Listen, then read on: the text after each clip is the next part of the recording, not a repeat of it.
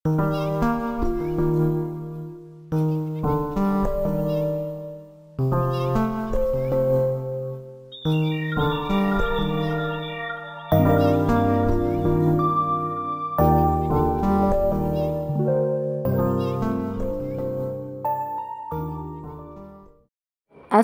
আলাইকুম। কল্পনাস lifestyle blog থেকে আমি কল্পনা আপনাদের আরও একটি নতুন ভিডিওতে ওয়েলকাম করছি। কাছে দূরে যে যেখান থেকে আমার আজকের ভিডিওটি দেখছেন, আশা রাখছি আল্লাহর রহমতে সবাই ভালো আছেন, সুস্থ আছেন। আমরাও আল্লাহর রহমতে আপনাদের দোয়া ও ভালোবাসায় বেশ ভালো আছি আলহামদুলিল্লাহ। তো আজকের ভিডিওটি আমি সকাল থেকে শুরু করেছি। সকালবেলা নাস্তা সেরে বাগানে একটু কাজ করতে এসেছি। তো বাগানে আরেকটা নতুন গাছ লাগাবো, একটা চারা নিয়ে আসছি। তো একটা টব, এখানে আমার নয়নতারা কয়েকটি গাছ আছে।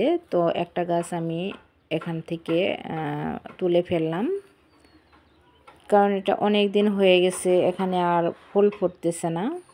গাছের টবে একদম শিকড়ে ভরে গেছে।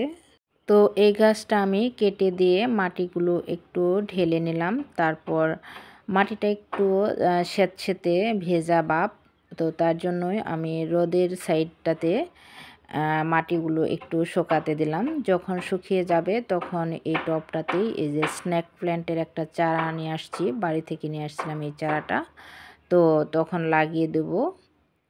তো এখন রান্নাঘরে চলে এসেছি, আর গাছটা আমাকে মাটিগুলো শুকানোর পর লাগাতে হবে, তো তাই এখন লাগালাম না।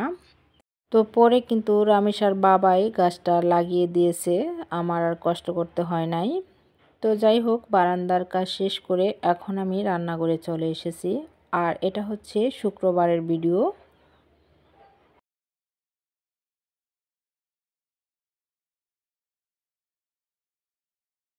তো রান্না শুরু করার আগে কিন্তু রান্নাঘরে অনেক কাজই থাকে, তো কিছু টুকটাক কাজ আমি সেরে নিচ্ছি।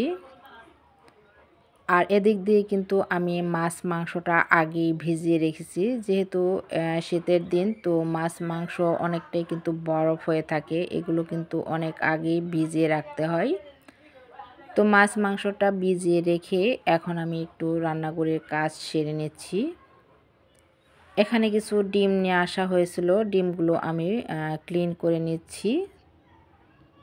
আমার বাসায় দিনের বেলা ভয়েস দেওয়াটা আসলে অনেক বেশি কঠিন কাজ, কারণ বাসার চারপাশে কাজ চলতেছে, একটা বিল্ডিংয়ের কাজ চলতেছে। তারপর বাসার সাইডে একটা ফার্নিচারের দোকান আছে, তো সেখানে ফার্নিচার বানানো হয় অল টাইম। সেখানের যে শব্দগুলো, এটা কিন্তু দিনের বেলাতে আসলে সবসময় বাসাতে আসে।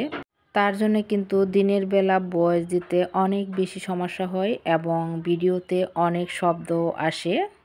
তো যাই হোক, এখানে আমি রান্নার জন্য প্রিপারেশন নিচ্ছি। এখানে কিছু সিমের বিচি নিয়ে আসছিল রাতের বেলা, মানে গতকাল রাতের বেলা। তো এগুলো আমি একটু হালকা গরম পানিতে ভিজিয়ে রাখলাম। 20-25 মিনিট পর সিমের বিচিগুলো ছুলে নেব। আর এই দিক দিয়ে মটরশুঁটি নিয়ে আসছিল। তো যেহেতু শীত, এখন কিন্তু শীত শেষ হবে, তো পরে কিন্তু আর এগুলো সবজি, শীতের যে সবজিগুলো, এগুলো কিন্তু পাওয়া যাবে না, খুব সহজে কিন্তু পাওয়া যাবে না। তো এখানে কিছু বেশি করেই নিয়ে আসা হয়েছিল, আমি কিছু ফ্রোজেন করে রাখবো। তো সিমের বীজগুলো আপাতত ভিজতে থাক, আর এদিক দিয়ে আমি মাংস রান্না করব। তো মাংসটা মাখিয়ে প্রেসার কুকারে উঠিয়ে দেব। তার জন্য এখানে সমস্ত মশলা দিয়ে মাংসটা একটু মাখিয়ে নিচ্ছি। আর আজকে হচ্ছে শুক্রবার, শুক্রবার মানেই তো একটু স্পেশাল রান্না, একটু স্পেশাল খাবার। তো শুক্রবারে কিন্তু প্রতিটা মানুষেরই ছুটি থাকে, কিন্তু আমরা যারা গৃহিণী আছি, যারা মহিলা মানুষ আছি, তাদের কিন্তু কোনো ছুটি নেই। একদম সকাল থেকে রাত অবধি প্রতিনিয়ত প্রতিদিন যে কাজগুলো করতে হয়, তার চেয়ে বেশি কাজ কিন্তু শুক্রবারে করতে হয়। শুক্রবার যেহেতু সবাই বাসায় থাকে, হাজব্যান্ড তারপরে বাচ্চারা, তো তাদের জন্য কিন্তু একটু স্পেশাল আয়োজন করতে হয়। তো আজকে আমি গরুর মাংস রান্না করব আর পাঙ্গাস মাছ দিয়ে সিমের বিচিটা ভুনা করব। তো এদিক দিয়ে আমি মাছটা মশলা মাখিয়ে তারপর রেখে আসলাম। আর আমার সিমের বীজগুলো নরম হয়ে গেছে। তো মা মেয়ে মিলে এখন সিমের বীজগুলো বেছে নিচ্ছি। আর আমার মেয়ে কিন্তু মাশাআল্লাহ অনেক হেল্প আমাকে এখন করে। ও ঘর গোছানো থেকে শুরু করে যে কোনো কাজ, যে কাজগুলো পারে, তো সেই কাজে কিন্তু আমাকে অনেক হেল্প করে। তো আমার মাংসটা কিন্তু হয়ে গেছে। আমি মাংসটা নামিয়ে তারপর মাছগুলো এখন ভেজে নিচ্ছি। আর পাঙ্গাস মাছ কিন্তু আমার মেয়েরা পছন্দ করে, তার জন্যই কিন্তু মাঝে মাঝে পাঙ্গাস মাছ রান্না করা হয়। আর আমার ছোট মেয়ে আজকে অসুস্থ, মানে যেদিন ভিডিওটা করেছিলাম সেদিন অসুস্থ ছিল, পেটের সমস্যা ছিল, পেটে গ্যাস হয়েছে। তো মাঝে মাঝেই আমার মেয়েটার খাবারের যদি অনির্বিষ হয় তাহলে গ্যাসের সমস্যা হয়। আর গ্যাসের সমস্যা হলে একদম খাবারের রুচি চলে যায়। এমনিতেই তো খাবার নিয়ে খুব বেশি বিরক্ত করে।